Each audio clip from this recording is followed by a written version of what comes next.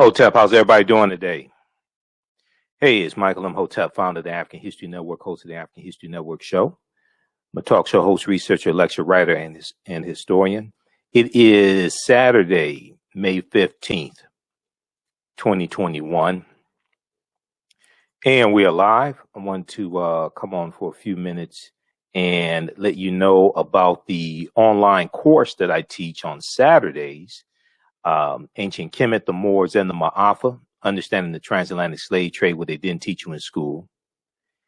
This is a 9-week online course that I teach, and we deal with thousands of years of history and what led up to the transatlantic slave trade taking place. So I teach it today. We're going to start around 12:45 p.m. Eastern Standard Time. Normally it's noon. Normally it's 12 p.m. to 2 p.m. Eastern Standard Time, but I was up really late editing video from my daily radio show.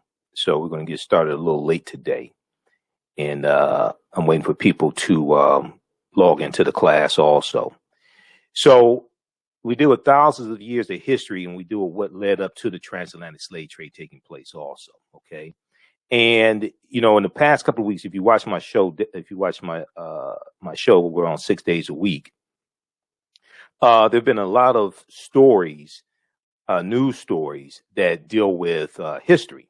Okay, so the more we understand history, the more we can understand a lot of these stories that are taking place, that especially that deal with politics, that deal with laws, that deals with policies putting in place, and the better position we're in to actually change a lot of what's taking place. But a lot of times people don't understand history and don't understand what it is that they're seeing, what it is that's taking place. Okay, so I'm going to show you just a few of these, and then we'll do a brief overview of the online course that I teach, Ancient Kemet, the Moors, and the Maafa, Understanding the Transatlantic Slave Trade, what they didn't teach you in school. So we deal with thousands of years of history, and we deal with what led up to the transatlantic slave trade taking place. Okay, I just posted the link here for it. You can register for it. You can watch from around the world. We do the class live on Saturdays, normally 12 noon to 2 p.m. Eastern Standard Time. All the sessions are archived, so you can go back and watch it over and over again as well. And you'll still have access to the class after the class is over with. The class is regularly $130. It's on sale $80. So it's a 9-week online course. Okay, but just very, very briefly here. If you've been paying attention to the news, some of these stories you've seen, and they all tie into history, okay? But unfortunately, Americans are woefully ignorant of history, and a lot of times we don't see the really understand what's taking place. So if we look at this article here, for instance, in Texas, so what we're seeing is that we see 361 voter suppression bills in 47 state legislatures across the country. And this is targeting African Americans, Hispanics, Latinos. Republicans are doing this to reduce how many people are voting so they can stay in power and win more elections. We see this in Texas. A Texas bill drew ire for saying it would preserve purity of the ballot box. Purity of the ballot box. Here's the phrases history. And this is from the Washington Post. And purity of the ballot box dates back to the 1876 Texas Constitution. Okay, purity of the ballot box, and it was designed to lock African Americans out of voting. Okay, purity of the ballot box is more obscure. Several scholars said they were not aware of it being used for discrimination, and it was enshrined in the Texas Constitution of 1876, which did not bar Black people from voting. To others, though, it conjures century-old justifications for excluding Black voters and rules that have disproportionately kept minorities from casting ballots. Okay, and the purity of the ballot box led to all-white primaries, like in 1918, all-white primaries in the state of Texas. Okay. So if you read this article, it ties into a history of disenfranchising African Americans. And politics is the legal distribution of scarce wealth, power, and resources and the writing of laws, statutes, ordinances, amendments, and treaties, their adoption, interpretation, and enforcement. Okay, this is what politics is. Politics is the legal distribution of scarce wealth, power, and resources, and the writing of laws, statutes, ordinances, amendments, and treaties, their adoption, interpretation, and enforcement. You may have heard about critical race theory in different states, like the state of Idaho, banning critical race theory being taught in schools, Tennessee on the road to doing that as well. But there's no widespread effort to teach critical race theory in schools. It's largely taught at the college level, graduate level, law schools, things like this. This story went viral here from the Black News Channel. It was an interview that Dr. Mark Lamont Hill did with Vernon Jones. Now, Vernon Jones is a former state representative in Georgia. He's African American, but he's a Trump supporter, and he switched from the Democratic Party to the Republican Party. So Vernon Jones is running for governor of Georgia. Okay, he's not going to beat Stacey Abrams, number one, but he's running for governor of Georgia. And he said one of the things he would do if he becomes governor is sign an executive order to ban critical race theory being taught in schools. When he was asked what is critical race theory, he could not answer the question. Now, critical race theory is a legal analysis on the premise that race is a social construct. That race is a social construct that is used to oppress people of color rather than a natural biological feature. Okay, this is critical race theory. Now, if you read this article here, they go on to cite Britannica.com to further explain critical race theory. And critical race theorists hold that the law and legal institutions in the United States are inherently racist insofar as they function to create and maintain social, economic, and political inequalities between whites and non-whites, especially the African Americans. So this is understanding how laws and policies negatively impact us. Racism is a system of advantage and privilege distributed based upon race, which comes out of the ideology of European white supremacy. This is what racism is. Racism doesn't have anything to do with not liking people or calling people racial epithets or things like this. Racism is a system of advantage and privilege distributed based upon race, which comes out of the ideology of European white supremacy.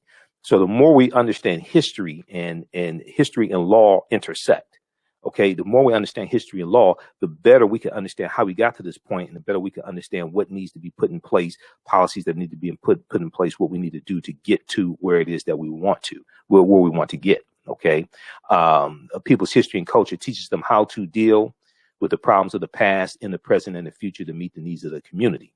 So this is one of the reasons why history and culture is so important. We see that there's an attack on the 1619 Project by many Republicans.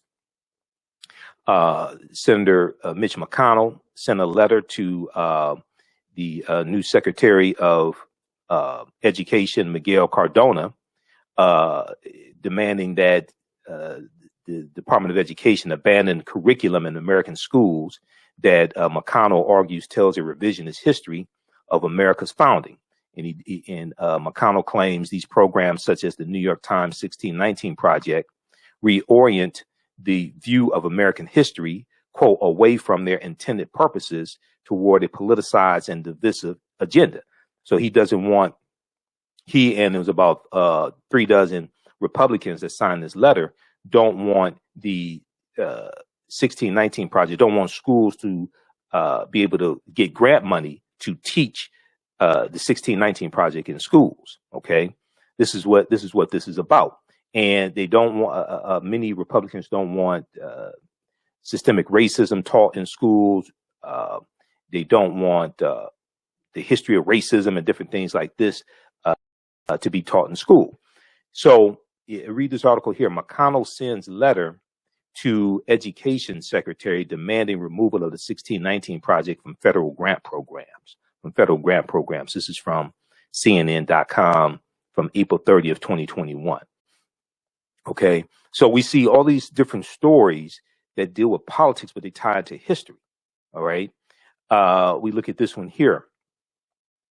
This is from May 12, 2021. This is in Tennessee. Okay, how's everybody doing today? Share this broadcast on your social media platforms. Invite your friends to tune in also. This is in Tennessee. Tennessee bans critical race theory. Tennessee bans public schools from teaching critical race theory amid national debate. Okay. Now, this is from May 12, 2021. This is something that Republicans are jumping on now. There's no widespread effort to teach critical race theory in schools, especially in high schools, but they're using this as a lightning rod. And when you ask them what is critical race theory, most of them can't tell you this, but many people don't want the real history taught in schools. Many people don't want the real history taught in schools, okay? And don't want the real history of slavery, don't want to deal with racism, systemic racism, things like this.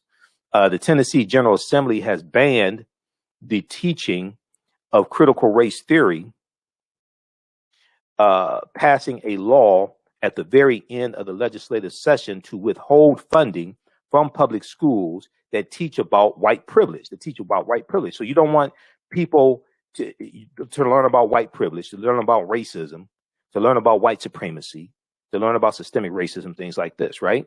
If you don't want it taught in schools, then how do you address it? How do you correct it? If you don't want it taught in schools, how do you address it? How do you correct it? Okay. People are now critical race theory. And when we teach this history in school, when we teach it to children, it's not designed to make white children feel guilty. This not designed to make white children feel guilty. Okay. It's designed to keep history from repeating itself. This is why this is why this history has to be taught. It's designed to keep history from repeating itself. What you know about a people is largely based upon what you think about a people. I'm sorry, the way you treat a people is largely based upon what you know about a people. What you know about a people is largely based upon what you have been taught about a people. What you've been taught about a people is largely based upon what you've read, heard, and seen about a group of people. Okay. So if you largely been fed lies and stereotypes about African Americans, you don't understand history and the origins of this country, then that's a recipe for disaster. And all you have to do is look at the legislation that is coming out of state legislatures trying to suppress these voter restriction bills. You look at bills tied to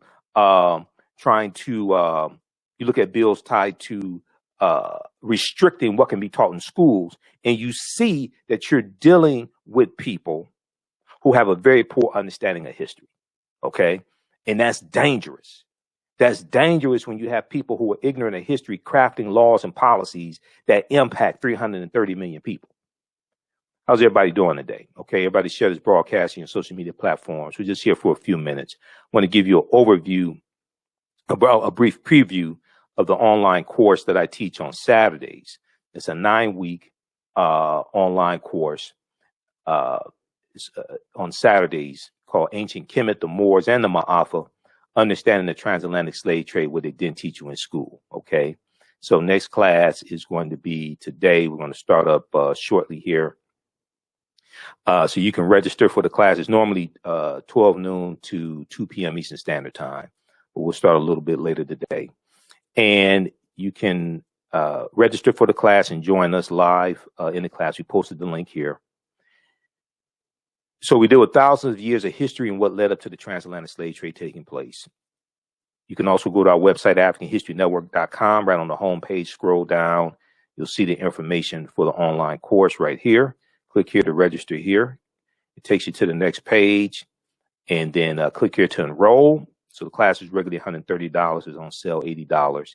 It's a 9-week online course. It consists of about 18 hours. All the sessions are recorded. We do it live. You can join us live in class, but all the sessions are archived, so you can go back and watch it over and over again as well. Okay. And as soon as you register, you can also watch the class we did last Saturday. And I taught this class in February and March of 2021. You can go watch those sessions also. Okay.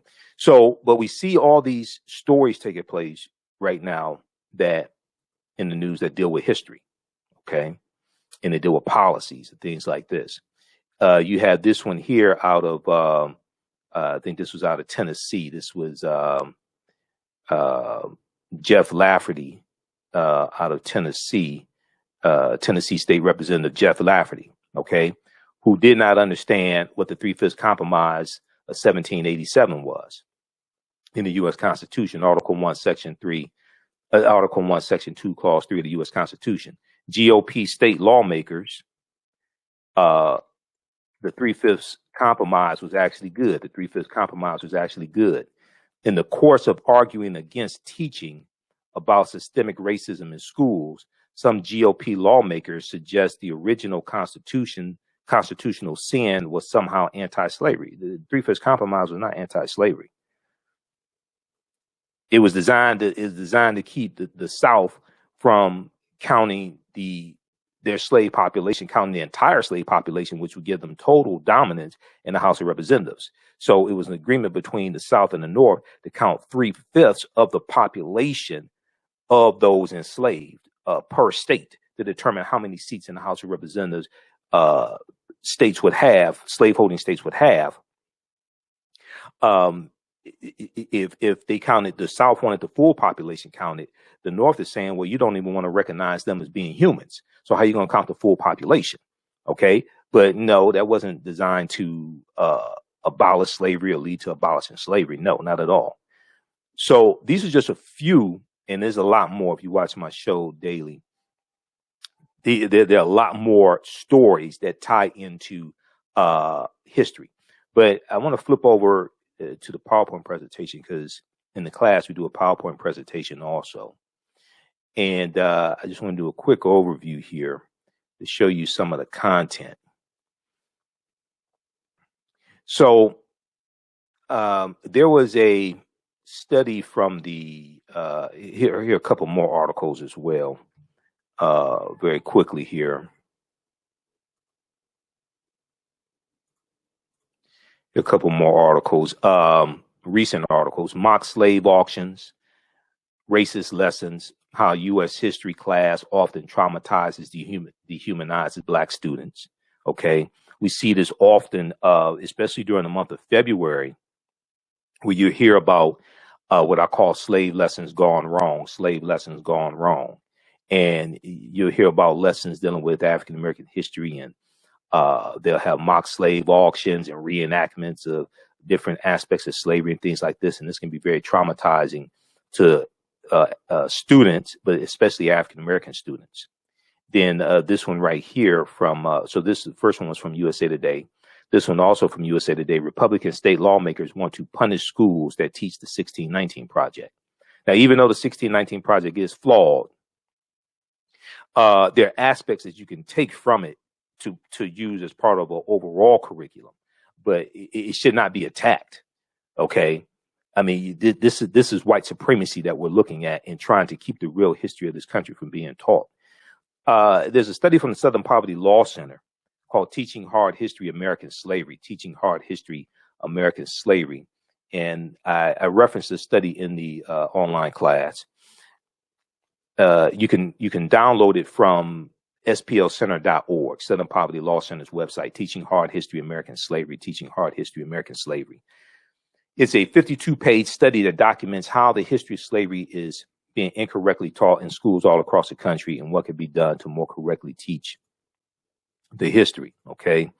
And it's in the study they surveyed 1,000 high school seniors and found out how little they knew about the history of slavery. And among 12th graders, only 8% could identify slavery as the central cause of the U.S. Civil War beginning. Only 8% could identify slavery as the central cause of the U.S. Civil War beginning.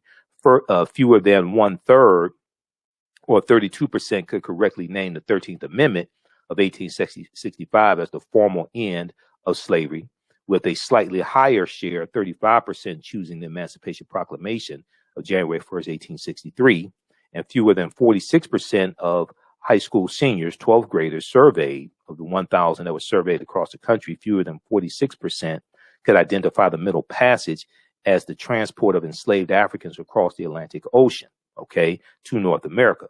You can read this article here, What Kids Are Really Learning About Slavery. This is from theatlantic.com from February 1st, 2018. What kids are really learning about slavery, because this article right here gives you some insight And it also probably means their parents don't know this information as well.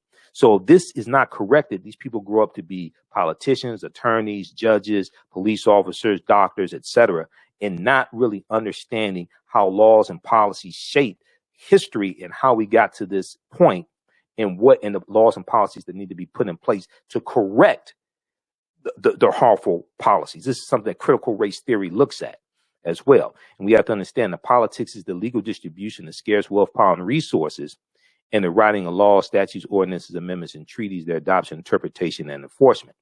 So some of the things that we look at, some of the things I deal with in the online course, and I do a PowerPoint presentation. We have book references, articles, video clips, everything. You don't have to buy any of the books to follow along in class.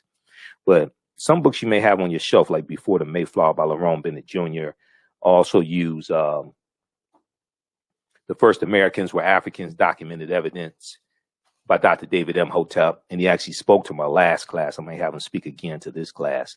The First Americans Were Africans, Documented Evidence by Dr. David Imhotep, because we deal with the ancient African presence in the Americas, going back at least 51,700 years ago in the land today we call the United States of America, because the African people were here in this land even before Native Americans came into existence. And I'm not dealing with conspiracy theory. I'm dealing with documented evidence. So some of the things we deal with are, what was the transatlantic slave trade? What were some of the events that led up to the transatlantic slave trade taking place, starting? You can't start looking at this history in 1441 with the Portuguese going into Mauritania, which is looked at as the beginning of the transatlantic slave trade. You have to deal with thousands of years of history that leads up to that taking place. And you have to look at the 800-year occupation of Europe by the Africans known as the Moors. And the Moors are taking the teachings from the Nile Valley region of Africa, from ancient Kemet, into Europe. And this is bringing Europe out of the Dark Ages. Okay. So, one of my teachers, Professor Kabahaya Watakamene, says to understand the existence of something, you must first understand the pre-existence of existence. And as I say, historical events don't happen in a vacuum. They are the culmination of a sequence of historical events that lead up to a larger event taking place. What role did